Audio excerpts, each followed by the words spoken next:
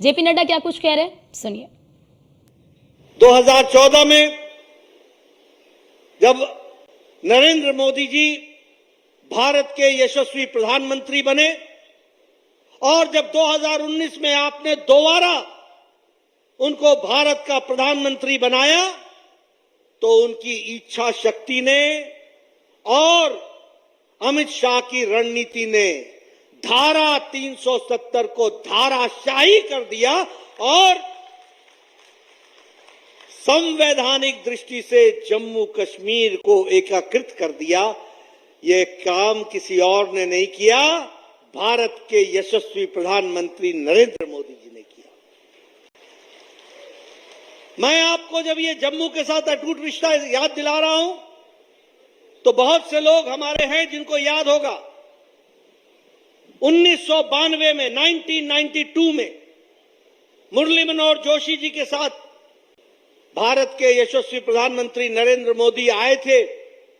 श्रीनगर में 26 जनवरी को झंडा फहराया था और उसी दिन शाम को आकर के जम्मू के परेड ग्राउंड में ये कहा था कि हम धारा 370 को समाप्त करेंगे।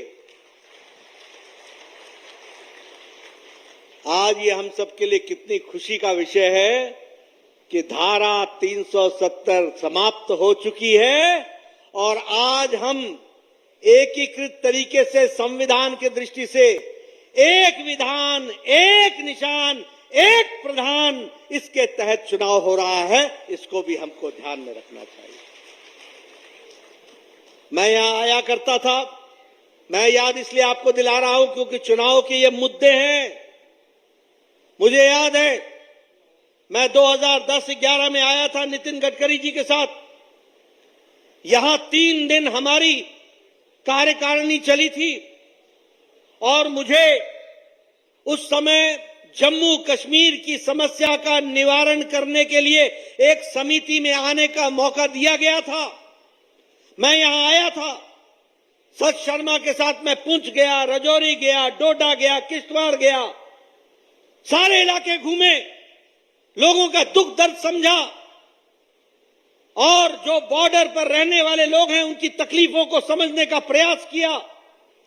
मुझे जानकर आश्चर्य हुआ कि यहां पहाड़ी लोगों को रिजर्वेशन नाम की चीज नहीं है।